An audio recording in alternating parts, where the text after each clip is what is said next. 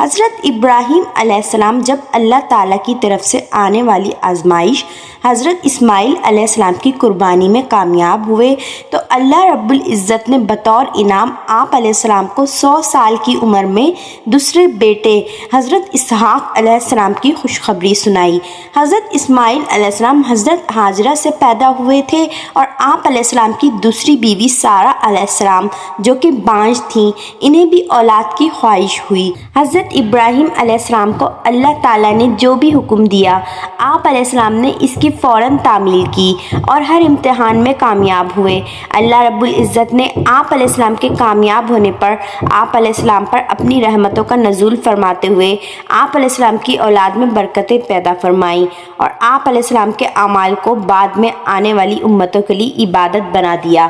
جب حضرت اسماعیل علیہ السلام جوان ہوئے تو اللہ رب العزت نے آپ علیہ السلام کو اپنا گھر تعمیر کرنے کا حکم دیا، چنانچہ آپ علیہ السلام مکہ آئے اور حضرت اسماعیل علیہ السلام کے ساتھ مل کر بیت اللہ کی بنیادیں اونچی کر دیں۔ فرمان الہی ہے سورۃ البقرہ۔ اور یہ بھی یاد کرو جب ابراہیم اور اسماعیل علیہ السلام بیت اللہ کی بنیادیں اونچی کر رہے تھے تو وہ یہ دعا کر رہے تھے، اے ہمارے رب اس عمل کو ہماری طرف سے قبول فرما، بے شک آپ ہی سب کی سننے والے سب کو جاننے والے ہیں۔ اے ہمارے رب ہم دونوں کو اپنا فرمانبردار بنا دیجئے اور ہماری اولاد میں سے بھی ایک جماعت کو اپنا فرمانبردار بنا دیجئے اور ہمیں اپنی عبادت کے طریقے سکھا دیجئے، ہمیں بخش دیجئے، بلا شبہ آپ ہی بخشنے والے بے حد رحم کرنے والے ہیں۔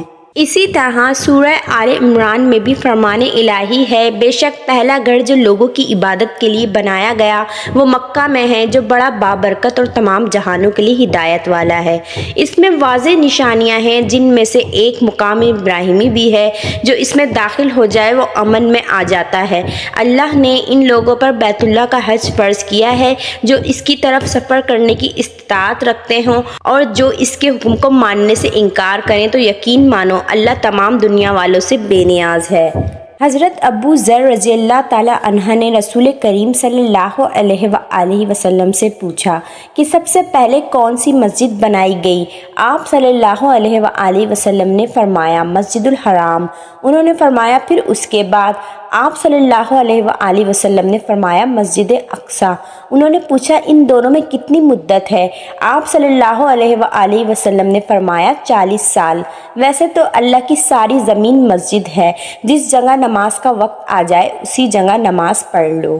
ابراہیم علیہ السلام اللہ تعالیٰ کے حکم کی تعمیل کے لیے اسماعیل علیہ السلام کو ساتھ لے کر بیت اللہ کی تعمیر شروع فرما رہے تھے۔ اسماعیل علیہ السلام پتھر اٹھا کر دیتے جا رہے تھے اور خلیل اللہ علیہ السلام چنائی کرتے جاتے تھے۔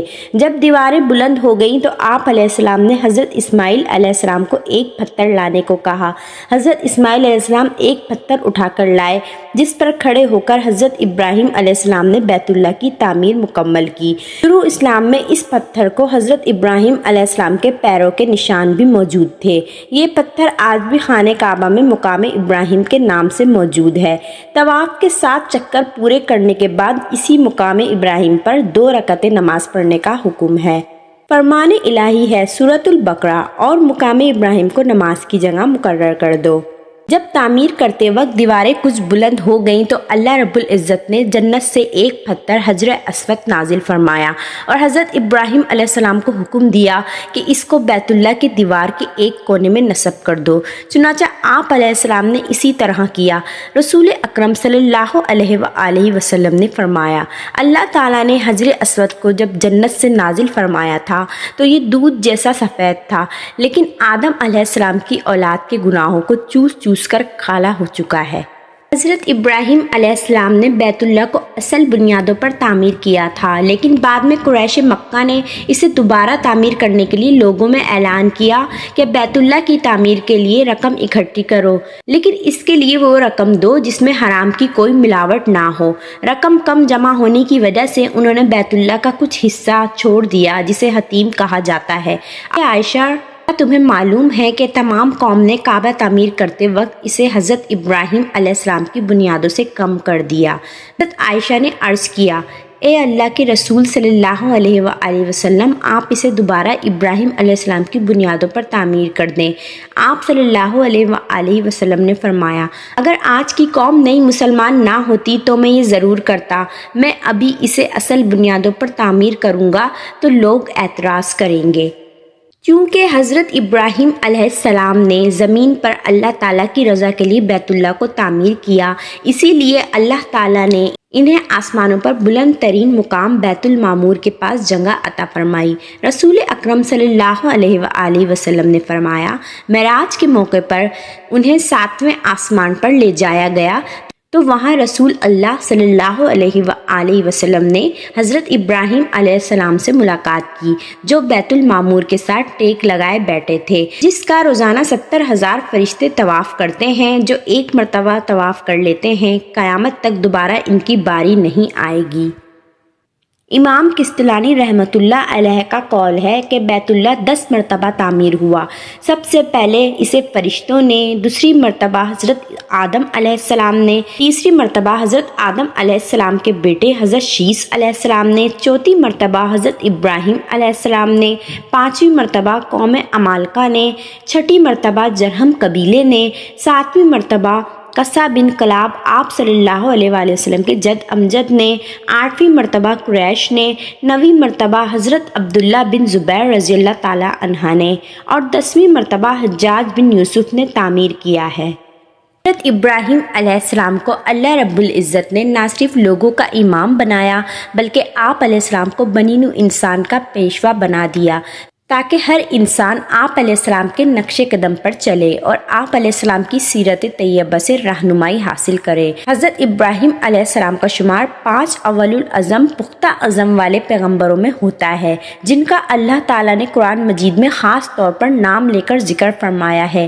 یہی وجہ ہے کہ ہر مذہب والے یہودی، عیسائی اور مشرکین نے حضرت ابراہیم علیہ السلام کی طرف نسبت کرنے میں فخر کا اظہار کیا، لیکن اللہ رب العزت نے ہر ایک کے دعوے کو رد کر دیا اور یہ بتا دیا کہ ابراہیم علیہ السلام کے قریب وہی لوگ ہیں جو ان کی پیروی کرنے والے ہیں۔ فرمان الہی ہے سورہ آل عمران، ابراہیم علیہ السلام نہ تو یہودی تھے اور نہ عیسائی، بلکہ وہ محض مسلمان، صرف اللہ کی بندگی کرنے والے تھے، وہ ہرگز مشرکوں میں سے نہ تھے۔ ابراہیم علیہ السلام سے نسبت رکھنے کے سب سے زیادہ حقدار وہی لوگ ہیں جنہوں نے ان کی پیروی کی، اور اب یہ نبی محمد صلی اللہ علیہ وآلہ وسلم اور اس پر ایمان لانے والے ان سے نسبت رکھنے کے زیادہ حقدار ہیں، اور اللہ صرف مومنوں کا دوست ہے۔ یہود و نصارہ اور مشرکین میں سے ہر ایک کا دعویٰ یہ تھا کہ حضرت ابراہیم علیہ السلام کے مذہب اور طریقہ کار کو اختیار کیے ہوئے ہیں۔ اللہ رب العزت نے ان کے دعوے کی تردید فرماتے ہوئے یہ وضاحت کر دی کہ توریت اور انجیل تو حضرت ابراہیم علیہ السلام کے بعد اتری، تو حضرت ابراہیم علیہ السلام تمہارے ہم مذہب کیسے ہو سکتے ہیں؟ فرمان الہی ہے سورہ آل عمران، اے اہل کتاب، تم ابراہیم علیہ السلام کے بارے میں کیوں جھگڑتے ہو، حالانکہ توریت اور انجیل تو ان کے بعد اتری ہیں، پھر تم عقل سے کام کیوں نہیں لیتے؟ حضرت ابراہیم علیہ السلام کی وفات 175 سال کی عمر میں ہوئی اور اپنی زوجہ محترمہ حضرت سارہ علیہ السلام کے قریب ایک غار ابرون میں دفن ہوئے۔ آپ علیہ السلام کے کفن دفن کا انتظام آپ علیہ السلام کے بیٹوں اسماعیل اور اسحاق علیہ السلام نے کیا۔ آج کل وہ جگہ الخلیل کے نام سے مشہور ہے۔